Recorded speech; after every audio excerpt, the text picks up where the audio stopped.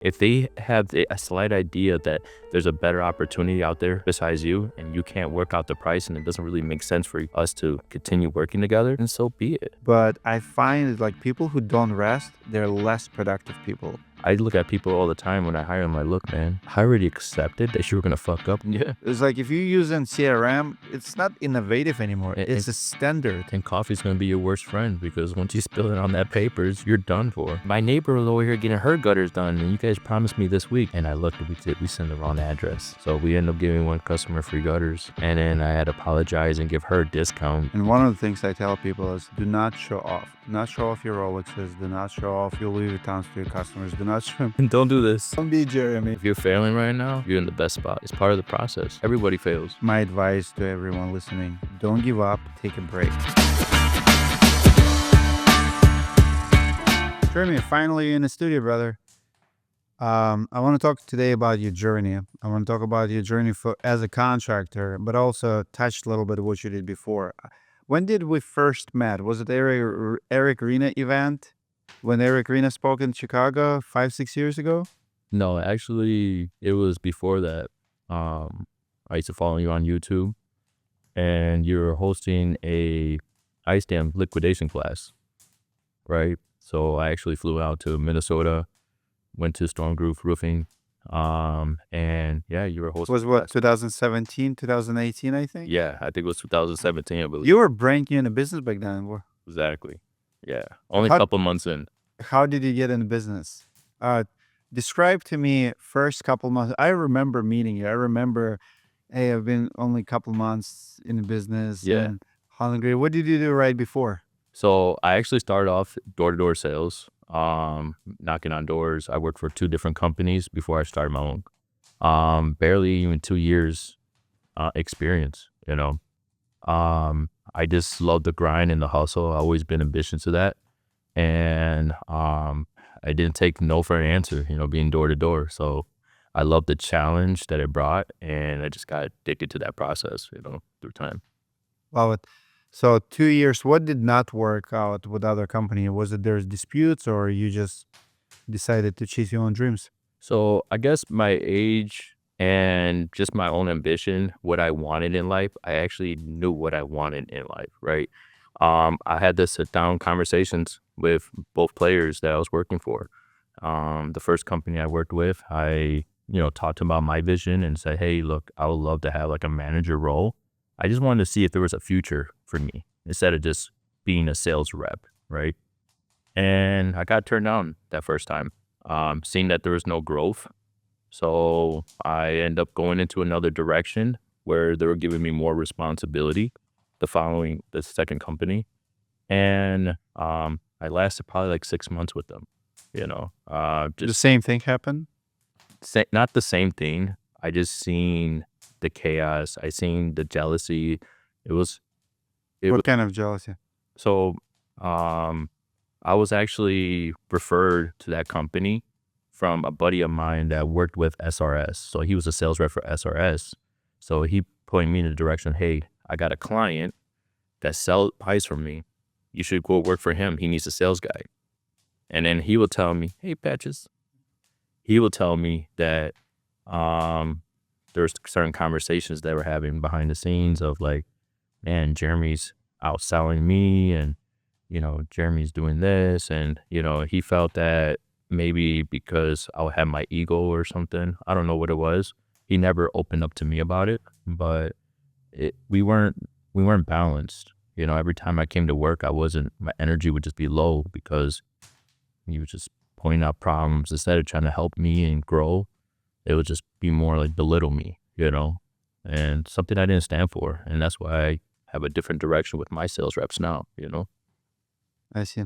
I see a lot of jealousy. How common do you think the problem with the business owners and sales guys making too much money and within the salespeople, jealousy, like, seems like bad recipe Yeah. to build a culture because someone makes more money, someone who makes less. There's always there's healthy competition, but there's also not healthy competition. How do you build that culture? Like you're the business owner now. How do you treat your guys differently so you don't have problems in your company similar to what you've experienced before? It's exactly what you said.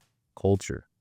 I think business owners need to ask themselves, what do you do in the company? What is your role? We get lost and confused in our own role. We think as business owners, we have to do everything. We have to micromanage everything. Our minds are all over the place. And then we do realize, like, at one point we did start off in sales. So we kind of like lose that disconnect. And it's like, hey, no, choose your lane where you're at in your position. You're taking a new role in your company, and you just got to realize where you're at. Um, Perfect example.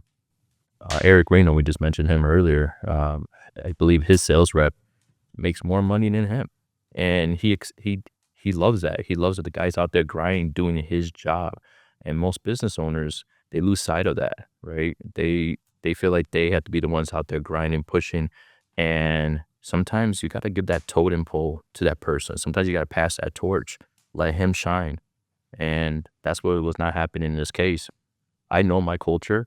I know what I represent. I have my own vision, and I make sure my reps are in line with that vision. If they're not aligned with my culture and they're not seeing it eye to eye, then I let them go because it's just gonna be bad to the culture, you know? Love it.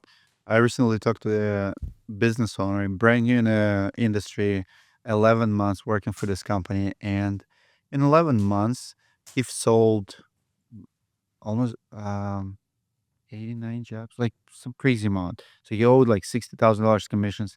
But he scheduled a call with me to ask for advice. Like, Dimitri, what do I do? My owner's never there.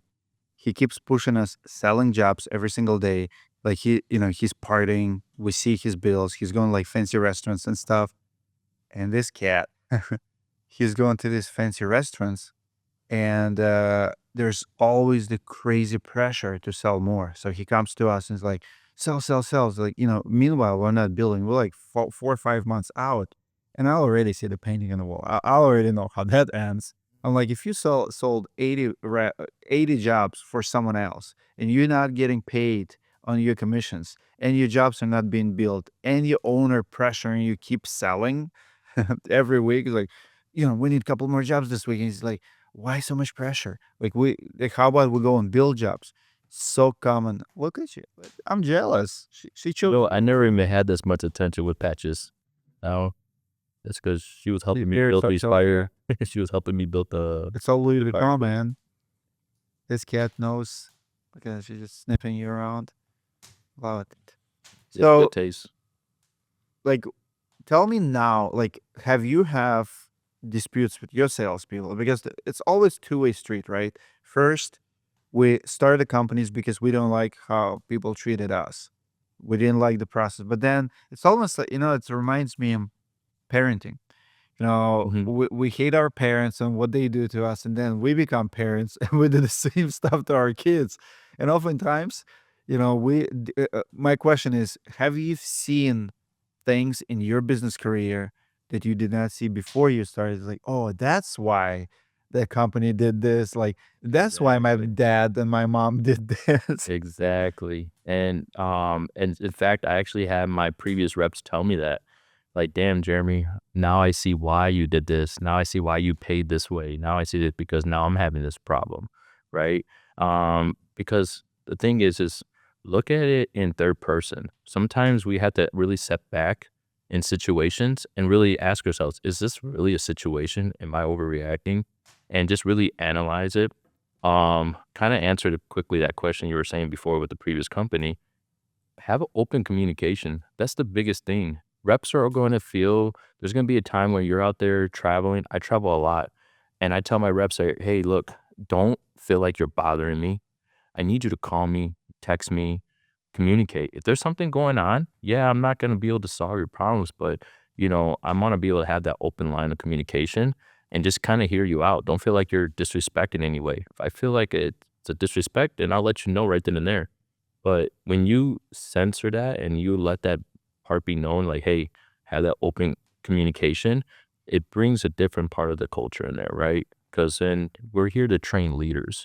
We're here to grow people, right? As we level up and we grow in our community, in our industry, we are setting the line for other reps to grow. So one day these guys are going to become leaders. That's the vision, you know. why keep your business at pause at one step when you can create other chapters, you know? Have you have people quitting on you to start their own businesses? Yes, I had that happen a few times. Your reaction, do you predict, are you ready for it? Does it always hurt? No, actually, so this is a question that always comes up in conferences. I heard so many business owners say, "Why do you take your reps to conferences? Are you scared that they're going to go ahead and start their own?" You know, and I always said, "No," because my core value, my first core value is education. If I'm limiting the education I'm giving to that rep, I'm going against my own culture. Why is education important? Because I want my guys to be out there rock stars. I want my guys to be transparent. I want my guys to know everything, right? There is a no, so they can perform and do their job as true athletes, right? If I'm limiting their shots and their capabilities to score, then I'm not going to perform at a high level, right? My team is not going to perform. They think they can go off and do it their own. Hey, that's their journey. I didn't start my company relying on them. I started this because I believed in my own vision and the people that I attract because of how I set my vision on there, then I'm going to attract, the great people. Now, if they feel like they can go ahead and go off on their own, hey, that's fine. But let's have an open conversation about it. If it doesn't make sense, it doesn't make sense. I'd rather have you be open with me and tell me, hey, I'm planning on going ahead and leaving. Cool. Let's get these jobs closed out. Right. Versus you just going off on your own. And then now I have to worry about picking up the mess. Right. Because they're going to do it anyways. If they have a slight idea that there's a better opportunity out there besides you and you can't work out the price and it doesn't really make sense for us to continue working together, then so be it. Like you started this, you started so many different businesses. Sure that you have people come and go. I mean, what, we're gonna start rolling the cameras now? No, it doesn't work that way. Business has to move on, Exactly. right? So quit being scared. You're limiting yourself. Are you a cat person? Yeah, I love the Pink Panther. Because I'm being, it's not, well, it's a different type of cat, but I'm jealous right now. Patch is very social, but like, Patch, we're gonna have a problem. I'll remember this. I'll remember this betrayal on cameras. You know, Uh, you know what's crazy? Like how animals attract to like certain energies. yeah, So I was closing this deal with this Karen, right? This lady, I and hate when people call someone Karen, but I get the message. I love them. I always get the hard cases. So I'm working with the husband and everything. And, she just construction in general just didn't sit well with her. So we're picking out colors of the siding. And while they're working and getting into the room on the dinner table, I'm sitting there by myself with my tablet. The cat jumps up on the table and starts petting the cat. When she walked in the room, her eyes lit up. And I'm like, oh crap, something happened. And she's like, that cat stays hidden. The cat, like they were freaking out. They thought they saw a ghost. That cat never comes out the room. The cat does hates people, and they were just so shocked that the cat was on my lap. Family members, everybody comes to the house. The cat's gone. It's like the cat doesn't exist. I love how she chose you, and she's just like enjoying her life right now. Unbelievable, Patch. We're gonna we're gonna have some therapy session. It's my therapeutic cat. Those of you who don't know, like this is my office. This is my studio, and I come here every day, and it's lonely. Sometimes I'm here by myself and have two cats wandering around. I love it. I love the energy. Let's talk about Chicago market. So in Chicago, Illinois. Yeah. I used to be in Chicago. I hated traffic. I hated like the last couple of years. It was very depressed market. Would you say you have too many roofers in Illinois? Yeah.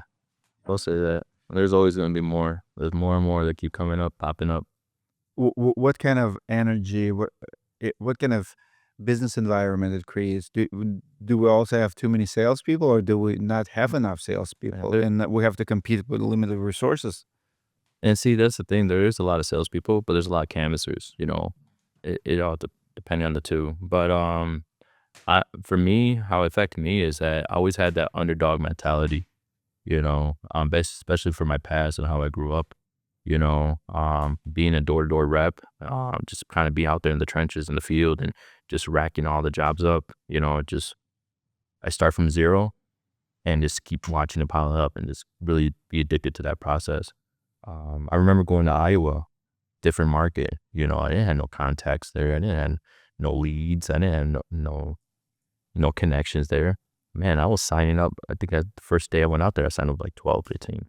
You know, So what's your secret? How do you teach that? I call it immigrant mentality, where you pick a spot on the map and you just like, we're just gonna go there. That's what they did in 1600s, 1700s. Let's go to the United States. They didn't have anybody here. They just relocated families here, and that's what I did. That's what you do. Like it's immigrant mentality. Pick a dot on the map, go there, and conquer the world. so that's exactly what I teach, man. One thing is be authentic. Just be a good person, be authentic, be your true self. Don't sugarcoat it. And why I mean that's why that's important in sales, because people read off that energy. I don't go out there with a pitch. I don't go out there and just, They don't have a script. no. I How do you teach your salespeople if you don't have a script? So we have a personality assessment tool that breaks down, and it breaks down to energy instincts to some people. So it's really reading certain people's personalities, and there's like like 4 categories. And when you feed off that energy, you're able to pitch off of that. So we have an animal instinct um, technology tool. So, like for example, someone coming off aggressive, we label that as a bull, right? So there's ways to pressure and pitch towards a bull, right? Having a conversation, redirect their energy on something else and their attention on something else. Like, hey, get the hell out of my house. I am not interested. Redirecting that and also providing more resources and trying to get that deal closed. Um, Someone that's very quiet and not sure, and the very high agile response of answer the door and building trust, use the Jones effect, right? Lead them out. They're more of a lamb. They're soft spoken. So when you're knocking on that door, you're using the Jones effect, like, hey, do you happen to know this person? Do you happen to know this person? And I'm not sure if you noticed this. This is exactly why we're here. Did you see the downspout right here? Now they're gonna look, they're gonna follow you, be the shepherd, right? So people go up there saying, "Hi, I'm John with A1 Roofing, blah, blah, blah. No, I'm not interested." Okay, thank you. Here's my card. Thank you for calling me later on. It's not going to happen, you know? But when you're walk up in the door and you say, "Hey, man, what made you chose the Toyota truck out there?" I'm asking you a question. Now, you just got that truck. So you're probably like, "Yeah, I would find it very annoying if you knock on my door and you ask me about my truck. I'm like, I have business. I don't care. I'm like, hey, what's going on, man? Like, what's up with the energy here? I'm like, did I catch you at a bad time? Yeah, yeah, yeah. What's up? And then you find something else, right? There's a lot of things, but people like to talk about themselves, right? Where did you learn how to sell? Honestly, just going out there on the field. I started watching a lot of YouTube videos. I came across a lot of good talent that's out there. Roof Hustlers. I remember I was following him like way before when he had the 10 Commandments, and then that's how I came across your channel. And just honestly training. One biggest thing that I did different was that I noticed there's a lack of training. I did really well in door-to-door sales when I was a rep out there working for other companies.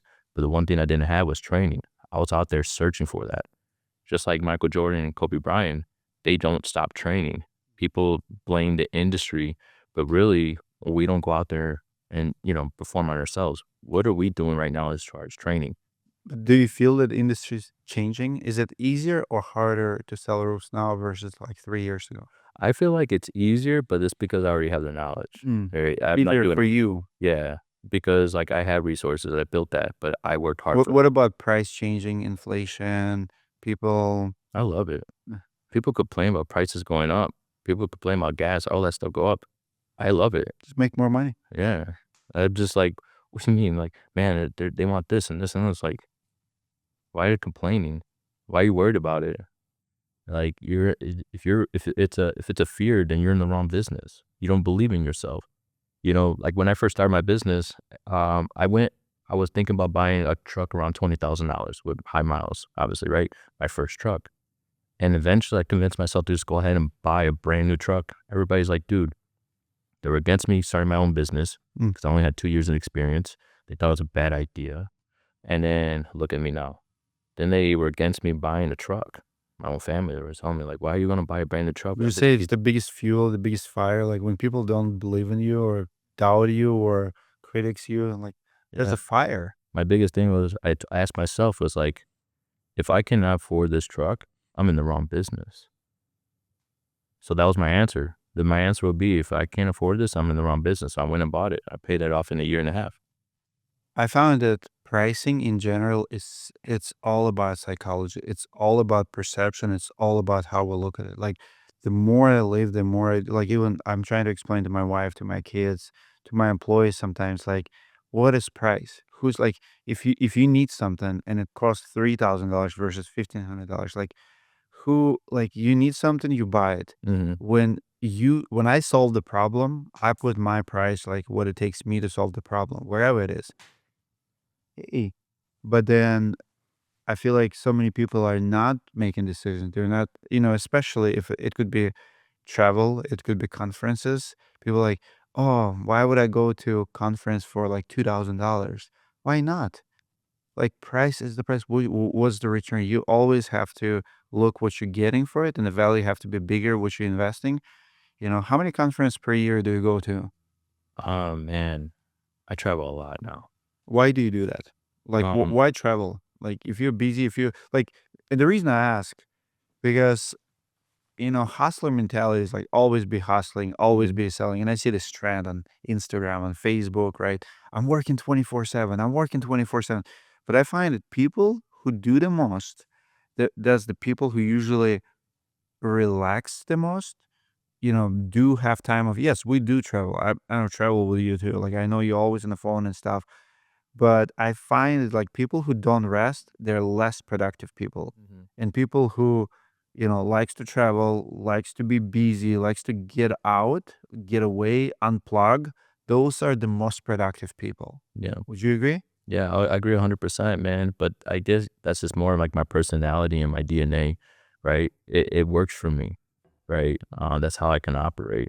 Kind of like what you were saying before. People, they really have to analyze a deal and the decision before they make a decision. That's just how they are. Every person in their DNA has a con, a weakness, and a strength, right? But when you identify your strengths and weaknesses, and you can actually have the ability to challenge it and be the spot on that weakness. Like, whoa, this is a weakness that's kicking in. What is if I did this direction? Something that I don't normally do to make a split decision. That's when you start seeing that sauce and the recipe start, coming in a different direction, right? Um, so that helps out a lot. But as far as like travel goes, I, I love it when I can look at my phone and I can see the transactions going through. I see the communication within the team. I see my production manager scheduling the jobs. I see the office team working on the supplements, seeing things getting approved behind the scenes without me needing to be there. And it's an Amazing amazing feeling, feeling. isn't it? It is. It's a great feeling. Of course, you're gonna have to put out fires, but When you started your business, how long did it take you to delegate? How long, like I consult with a lot of roofing guys who start a business and they're like, what's my first employee? What's my second employee? They fail to hire receptionists for a couple of years. They fail to hire a production manager, even salespeople, right? How did you learn to delegate and how hard was it and how your life was changed when you started doing it? man, so that's actually a really great question. That was me, you know. I was the best. Like when I started my own business, I was doing like 1.2 by myself. I was my own production manager. I was my own supplementer. I It's was good everything. buying, yeah. Yeah. But, I went to one of your classes and you had us all raising our hands, like, who in here does sales? Who in here, is a business owner, blah, blah, blah. And I kept my hand up, right? And then the biggest question that came to me was, now imagine how much you brought in. If you were to subtract the number that you brought in and compared to how much your company made, how much would your company be worth? And it was zero. And I was like, so if Full I time job. wouldn't, so if I was not in my company, where would my company be? My company wouldn't exist. So I knew at that point early on that I needed to do something. So top A1 is not me. Top A1 is his own identity, right? So I needed to step out and let top A1 be the machine it is. right? It's a movement. So now when business owners have, because if they're very control freaks, they have to allow that there's gonna be some fires. People are gonna make mistakes. I look at people all the time when I hire them, like, look, man, I already accepted that you were gonna fuck up, and guess what? You fucked up bad. So this is how we're gonna fix it. And I let them fix it. I don't come in there, start throwing things. I already know he's gonna mess up. I already know we're gonna lose this much money. I was expecting more, actually. Make sense? Mm. I already accepted that, so it doesn't hit hard, and I trust that this is gonna work. And because I trust that it's gonna work, I ain't worried about it. I can go out here and do this. I'm like, go ahead and let's figure this out. This is what I'm for, you know? This is what we're here for, you know? You think the people at Walmart are worried about when loss prevention is telling them, hey, we just lost millions of dollars this year from people stealing stuff. Okay, let's hire more security. Let's get this figured out. This year was so awakening. I was listening to so many people complaining about Trump and the election in general. And yeah, for the past, what, I've been in this country 19 years. I didn't vote for Obama. He was in power for 8 years. I didn't vote for Biden. Mhm. I never have. This year worse than previous year. It does not matter who's in charge. It does not matter what they do. It's what you do, right? But this year, Trump wins, and I see these people like going. I mean, imagine what's happening. People are taking their phones. I mean, they're shaving their heads. They're crying out loud how their life is going to be destroyed, and you know, That's what they were doing last time when you got elected. Exactly. So you cannot give power to someone else over your life. Your president is not in charge. Government is not in charge. I mean, your mom and dad is not in charge. Your school is not. You're the only one is in charge in your life. I mean, and honestly, you can be a good salesperson. You can be a good employee. Just be the best you can be at whatever position you have. It's such amazing country. Like you travel the world. Do you see anything anywhere? Like you've been in Europe, you've been in South America. Do you see anywhere opportunities we have here? Yeah. So I noticed when I travel, I've been to Tahiti, I've been in Europe, and biggest thing that they say is it's impossible. And we joke about it. Me and Sam Tag were joking about it. And it's just so ironic to we come up with the plan like, "Hey, I need you to we need to get a bus because 'cause we're trying to travel with 50 people over here." "Oh, no, it's impossible." And we make it happen. And the thing is like you put a whole bunch of salespeople together, like, we know that nothing's impossible. We're gonna make it happen. We're go-getters, especially with you in the conference. How many times did someone tell you when you're running an event, a huge event with thousands of people coming up, "Oh, no, sorry, Dimitri, that's impossible. We can't do that." Like, "No, make it happen." Yeah, we're gonna Right? make it happen. Like, we're gonna make it happen, That's what's you know? beautiful thing about the United States, and like you have those go-getters, you Yeah. doers. And for what it's worth, that's what I like about Trump. And actually, it was like eye-opening after the election. Like, Mhm. before promises all of it, but after election, when I saw with Kamala, and not to get too political, but I hate bureaucracy and inefficiency. And if you see what she was doing with the campaign, like how do you blow like $1 billion on campaign? Mm. Did you see the set for 100,000? Like her daily podcast, they build a set for $100,000 in that one room. I'm like, this costs like it's like quarter of this studio. Yeah. You can build $100,000 for a couple pieces of furniture. That it's taxpayers' money. So the $1 million to Oprah, this and now at the end they still lost like $15 million, and that's the people who telling us what to do. They're telling us, that wealthy have to pay their fair share, so we have to pay you fair share for you to waste money. I Yeah. hate bureaucracy in Russia. I hate bureaucracy in the United States. I hate bureaucracy in general. It's waste. That's why people love Elon Musk. You can take some organization like NASA, compete against them and be 5 times more efficient. And you know what? What's funny? Even when I got in a conference space, I started doing events. You rent a hotel, you charge people like 200. Events are expensive, right? Exactly. And I didn't have a budget, so for me, just breaking even is good, dude. Me and if you remember Amber, like two people would organize event for like 100 people. Yeah. And then I start going to events that other people put together. I'm talking about spending big money, 20 people organize an event, and like 50 people shows up. I'm like, what? They weren't even serving food. Yeah, and what are you guys doing here? And there's like three speakers for like 1 hour, and it's like, this is weak. This is weak for the attendees. This is weak. Like, I don't care how much you charge, but there's no good value for anyone. Like, what the heck? Where's the efficiency? That's what I love about capitalism. It's the greatest equalizer in business. Like there's how many conferences and events we've seen in the roofing industry in the past couple of years.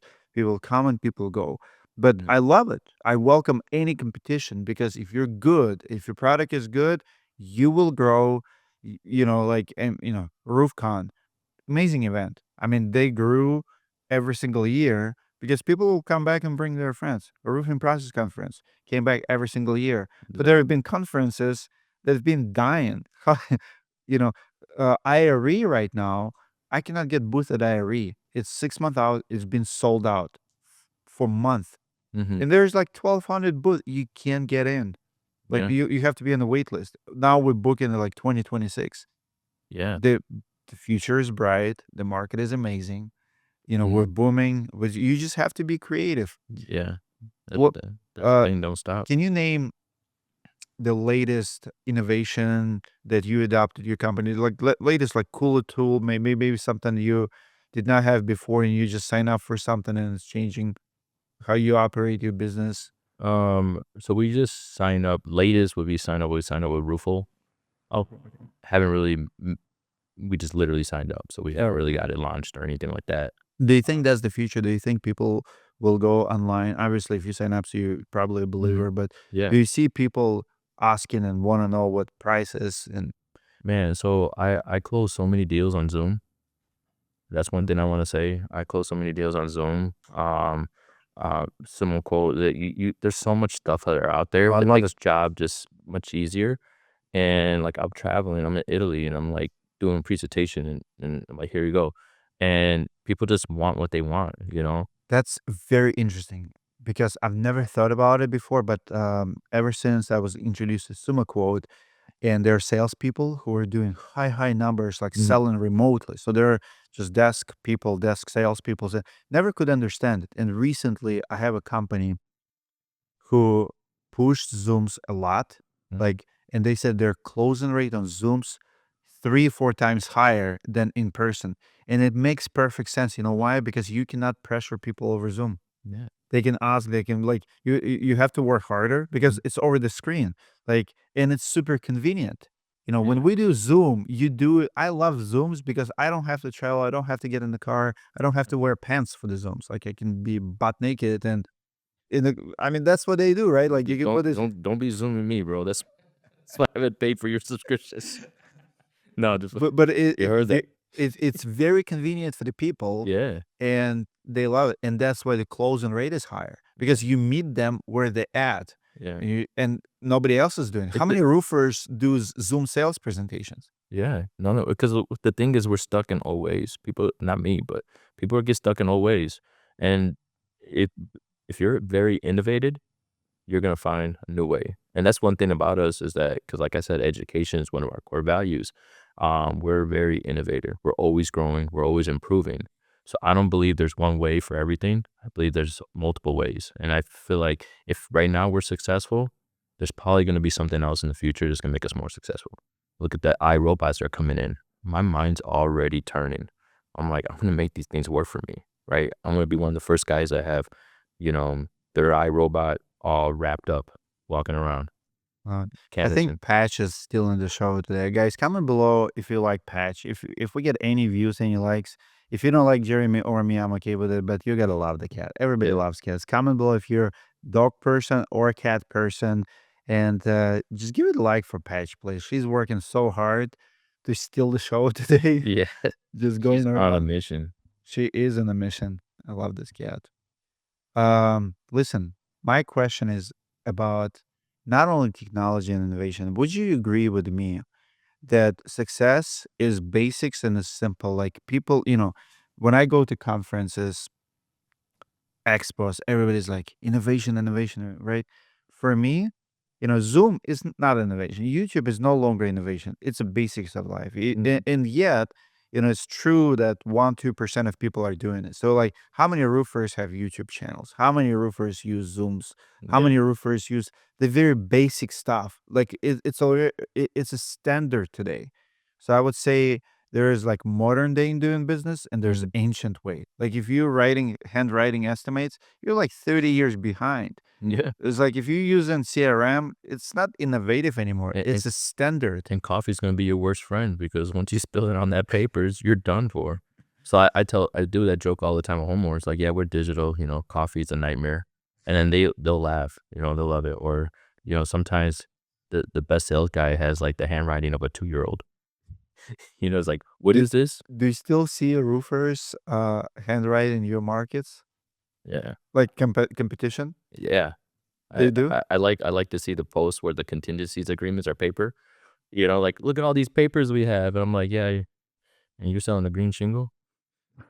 No, this is a joke. But I don't know. I just love the digital platform. Now, don't get me wrong. There is some cons. Like, there's some people that are in the dark ages where they don't even have a cell phone. Well, you have to meet people where they are. Yeah. Actually, we were in Illinois with a CNN construction the other day, Yeah. and we met a homeowner with a big giant phone on his deck. I don't know if you saw the clip. We shared it separately. The funniest guy ever. He's like, I don't want my wife to reach me. I never will get a cell phone. Like he's outside talking to us with the giant phone. I'm like, what is that? That's my phone. Why do you need a phone? Like, he's like home line. It's like I don't have a cell phone. I'm like, "What if you get in a car accident? I'll ask for cell. Everybody has them." I'm like, "Okay." He's like, "I don't want my wife to reach." That is so funny. He's an older guy. So you have to meet people where they are, Exactly. and some people, and that's another thing too. I Have a feel plan. here's what I see. A lot of roofers take pride in their price. They're Mhm. like, like, I will never install this shingle, or I'm not the cheapest. I'll never do that. Listen, there are people who don't have money. There are people who just want to do 3 tab or whatever, Oak Ridge, just because they want to sell it and move on. They flip Mhm. homes, right? So, okay, so you only install on GF Ultra HD, fine. But why can't you meet people like if like I remodel this house and there's a few things here like I would never install laminate in my own house, but here this is a studio. Yeah. So guess what? When I needed laminate floors, I went and get like cheap laminate floors because I have dogs, cats, whatever. I have kids, I have guests. I mean, it's a high traffic area at this point. Yeah. It works for me. And if floor guy would come in and try to sell me high end stuff, I'm like, listen, meet me where I am. Exactly. This is investment property. I don't care. This looks good. And I'm a flooring guy. I've done floors before. I know more about floors than you are. We need to learn to listen. And that's the thing. You hit the key point there. A lot of us don't listen. So when I'm training my reps and they're like, "Man, this guy's not signing or whatever," sometimes I tell them like, analyze the situation. Just because you can't close this person doesn't necessarily mean that person was a great fit, right? There could be a lot of reasons, right? So if you're selling more high end products, let's say you're doing Slay and you're doing Da Vinci or whatever, you know your market, you know your client. There's an ideal client for you. Now, if that person's an ideal client and you didn't close, then that's a different story, right? So some people, when it comes to insurance, like if I got a guy that's telling me like, "Hey, I'm not paying my deductible, I'm not doing this, I'm not doing this, and I want free gutters on top of that," I'm walking out. And did I lose? No, because he's not the guy I want to work with. And when I go to collect my $5,000 check or whatever at the end of the day, I want to make sure I'm getting my money. I know what I'm worth. I know what the value I bring. So I don't have my guys wasting their time on that. But that's the thing. Identify your ideal client. Who do you want to work with in your own market? And you'll see your closing rate going higher. So true. Um, how often does it happen when you lose money or not making enough money on the project? Does it happen at all? Oh yeah, it happens. Right now I have a rep that's just giving out downspouts. I'm like, I guess we're just giving out another downspout. Like for free, he's not charging for it. No, because he's learning and So he made mistakes. he's messing up with the supplementing and we're supplementing the downspouts and now all of them are getting covered and so production's thinking that hey, we're still doing downspout little hiccups, but we just made a joke on it like, yeah, Josiah's gonna pay everybody lunch. but that's the thing. We're just like, In that case, who pays for it? Is it the company or is it the sales rep? no, no. So we have to cover it, you know. But I mean, it's just our cost for the downspouts for our crew. You know, we pay them. You know, sometimes you lose some stuff. You know, it's not too crazy. Good thing it's not a roof. You know, but Have you ever installed the wrong roof? no. And I wish there was some wood next to me.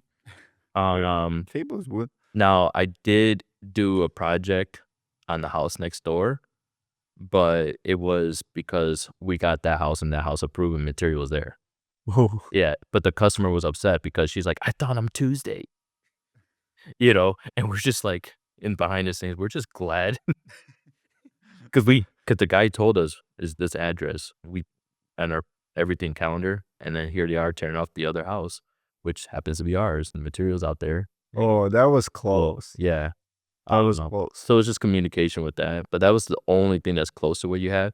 I did gutters that way though. Um, we did a house and they didn't prove the gutters at all. And the homeowner was waiting for the gutters. Our gutters were backed up. We had a big storm in Romeoville and our gutter crews are just so backed up. And she's been waiting and waiting. And the insurance actually didn't prove the gutters on the house that we did next door to hers. And she's texting me and she's like, "You're supposed to do my house and my neighbor was over here getting her gutters done and you guys promised me this week." And I looked and we sent the wrong address. So we ended up giving one customer free gutters, you know. And then I had to apologize and give her a discount because of her waiting and, just Here, make it right. here's what I tell contractors. I just created like top 10 mistakes, 10 commandments, what Yeah. to post, what not to post. And one of the things I tell people is do not show off. Do not show off your Rolexes. Do not show off your Louis Vuittons to your customers. Do not show. And don't do this. Yeah, don't be Jeremy. Don't Me. Jeremy. But no, like don't show off like the people like the checks they will post like, oh, this guy did $68,000. And the reason is because the perception of the roofer is they make too much money. They take advantage of my roofing company, of my insurance company, right? And I say instead, for the content purposes, post and share your stories. Where's the last time you lost money? Mhm. Happens all the time. Think about Discovery Channel videos that not videos like series they make like Deadliest Catch, all the like truck drivers, tow truck drivers. Like if you watch any reality TV show on Discovery Channel about hard work, they're all making good money. Mhm. But every show has the same scenario. Is shit breaks down like never before. Yeah. You're like, how they gonna get that out? Oh, that's gonna cost them money. Or they need new truck, they need new brakes, right? Because that's what we deal with too. So every single day we deal with the problems. Like how many contractors would publish a story that they, replace the gutter on their own house? But I would argue if homeowners see that content, like, that title is like, this cost me $2,800. I'm clicking on it. That's catchy. Mhm. And if I hear genuine story, I will feel sympathy, empathy, right? Like, man, this guy is nice. Like he honors his word.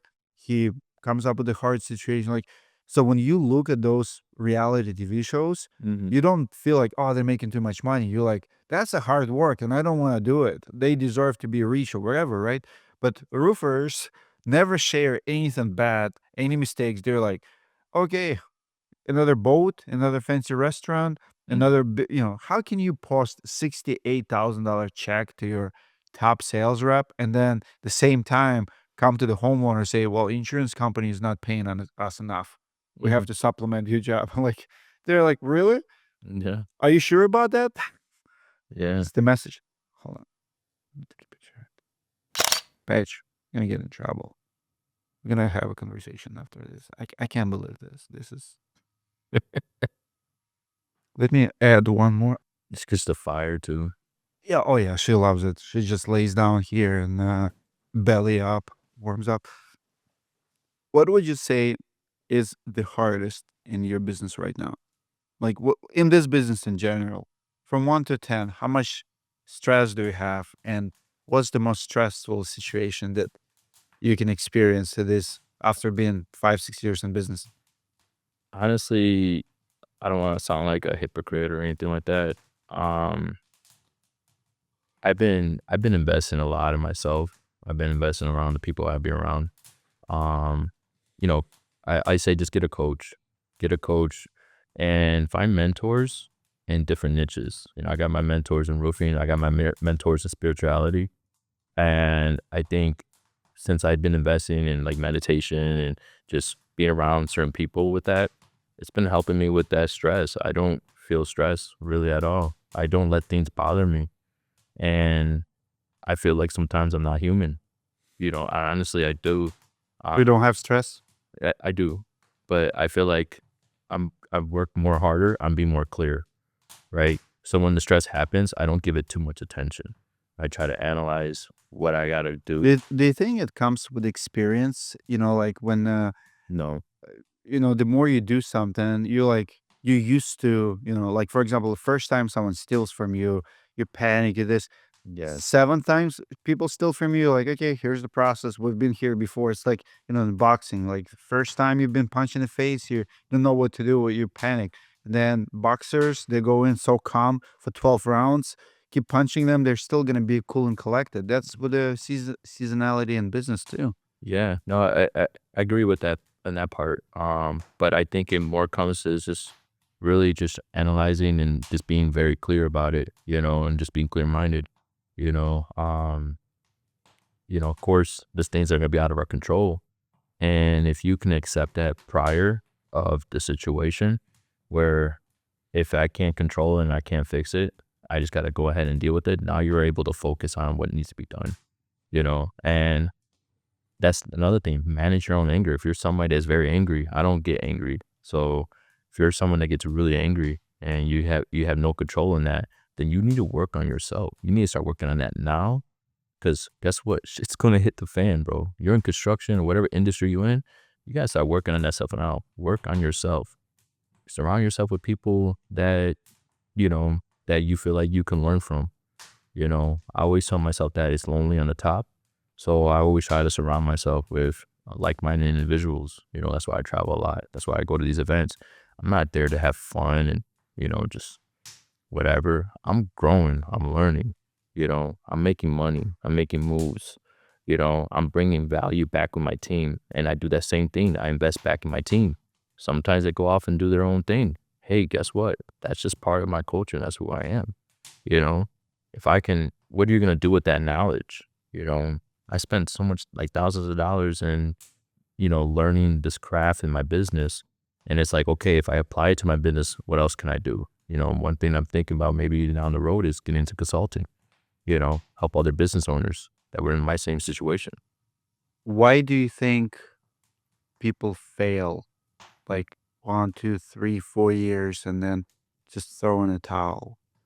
Like, why failure such a big in this business? Because I meet a lot of people like you who figure it out, and seems, at least on the outside, that is getting easier and easier the more they do it. It's never easy. There's always stress. There's always problems, right?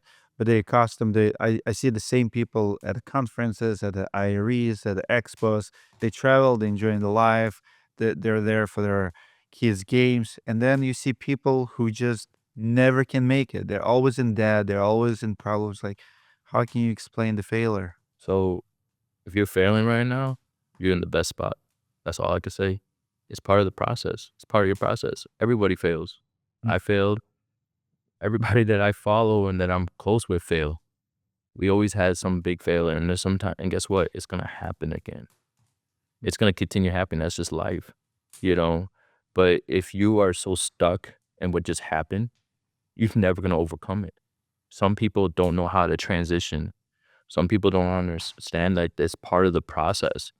Things happen for a reason. When people leave, it happens for a reason. And it allows more space for someone new to come in. And we stress on that too much. We give so much energy to stuff that doesn't really need our energy. We're capable of doing great.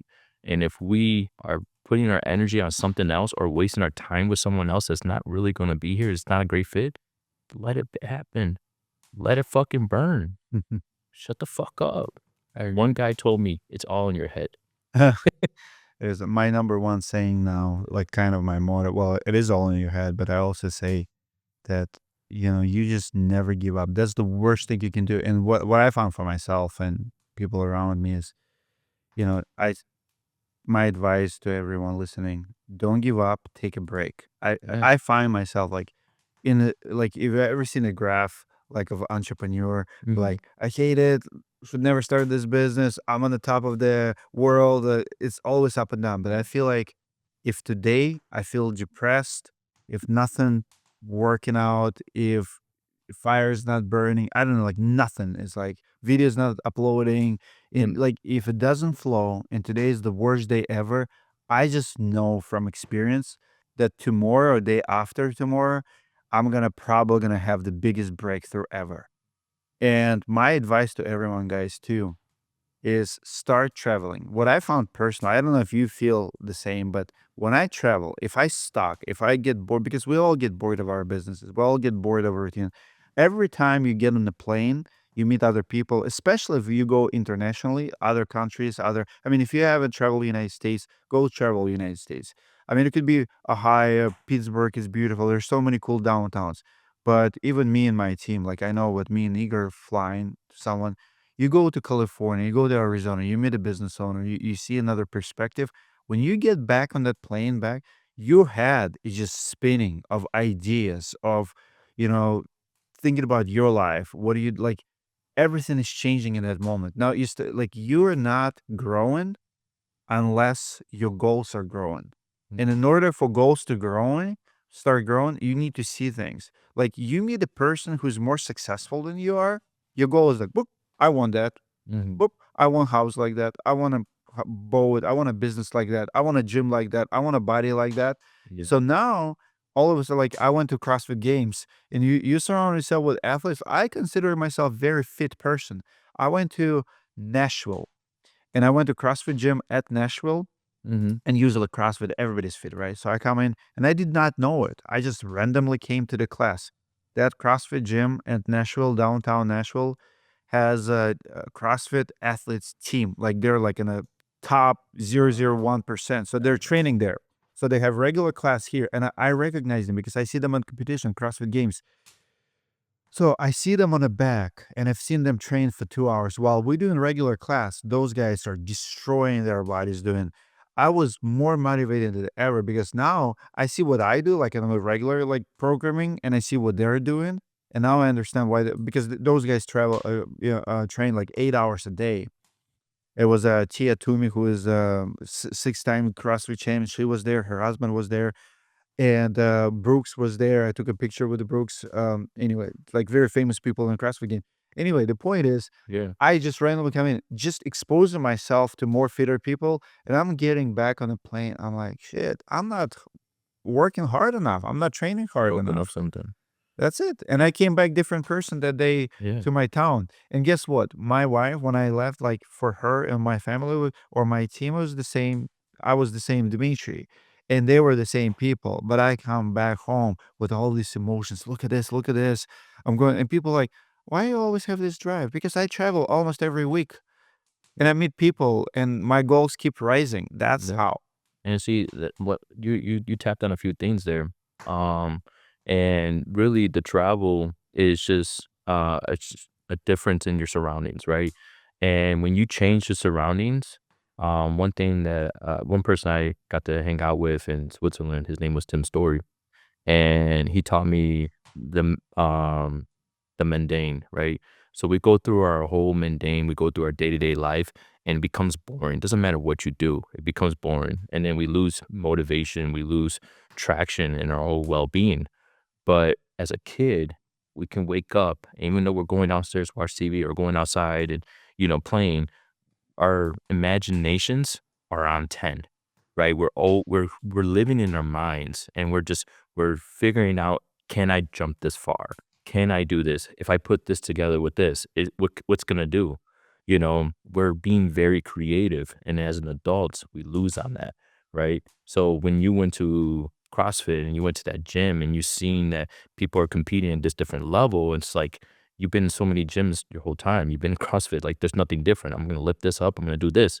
It became your mundane. But when you found the magic in that, it sparked something.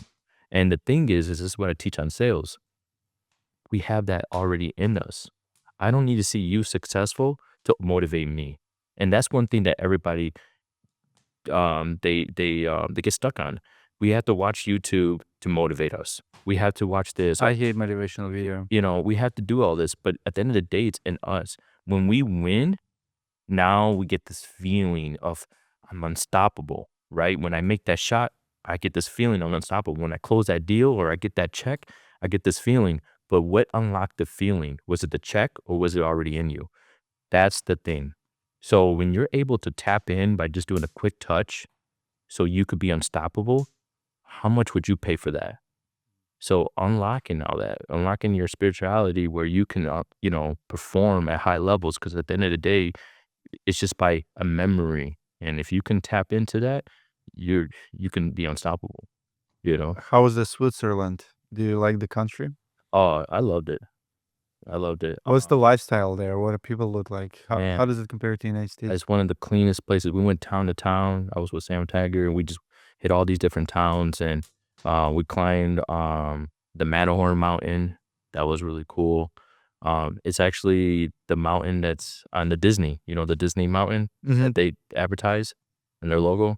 That's the Matterhorn. And hanging out with Tim Story, just getting to tap in with him and just asking him, having that private session with him. Um, Found out things that I was already doing and just having more clear direction on it, right? I went hang gliding off this mountain and just seeing the city. Sounds extreme. Yeah, I'm very extreme, bro. That's one thing about me. I don't ask. I just go ahead and do it, you know. And it's crazy because I just got done reading the book Will Smith, and for people that haven't read that book, it's an amazing book. Which one? Will. And one thing that he said in the book was like, we're scared to take risks sometimes, right? We're scared to jump, and we're questioning us. What if this happens? What if I die? I'm gonna lose this. I'm gonna lose this. And we have all these what ifs, right? But at the end of the day, you can die just by driving out of a parking lot or, eating something, whatever the case is, right? So technically we don't have no control of that. So really we're just limiting ourselves of how you gonna live. So that's why I'm extreme. Like I go out and do it because if this is my time, this is my time. I accepted that. But I'm gonna keep doing what I want to do. I'm gonna be myself. I'm gonna be authentic. If you don't like it, you can go fuck yourself. You know what I'm saying? Like I'm gonna be honest. I'm straight raw, no condom. And uh, but that's just one thing about me, man. I think that's what attracts like other people. You know what I'm saying? Like when you're yourself, you're gonna bring in the right people that you need to be with. If the people are not aligned, with your network, then you don't need them, and they don't need you. Well, So, well, I think we made a great first podcast. I'm pretty sure we're gonna do it again. Patch, you made it to the end. I can't. Patch is just enjoying the fireplace. That's her place. She does it all the time. shout out to Guys, Sedge. comment below what you think about the conversation. If you have any questions for me or Jeremy, and I'll see you in the next one.